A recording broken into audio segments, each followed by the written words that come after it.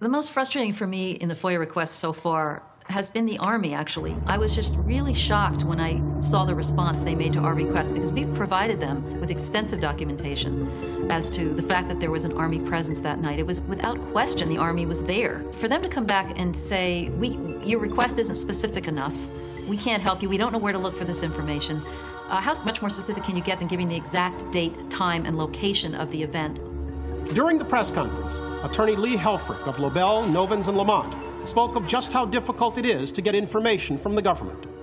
One of the things that we expected was the no records response, which is, I think, number 10 in the list of 329 ways the government can refuse your FOIA request. Acting on the Coalition for Freedom of Information's behalf, Helfrich appealed NASA's no records response and won. If NASA doesn't provide the records requested, a lawsuit will be filed against them. News of the lawsuit made newspapers and websites across the country.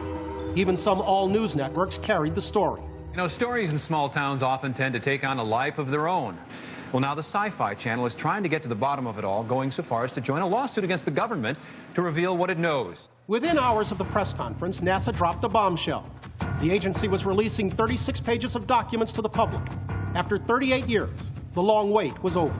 Lo and behold, that very day, our attorney got a call from NASA saying, oh, we've put some documents in the mail to you today. So everybody was fascinated and excited. Oh, what are they going to be? Are these going to be significant? Among the many items Leslie Kean had asked for were the Fragology files, a catalog of objects that had fallen from space during the 1960s. We were given a list of what some of these files were dating in the 1960s, that they did exist.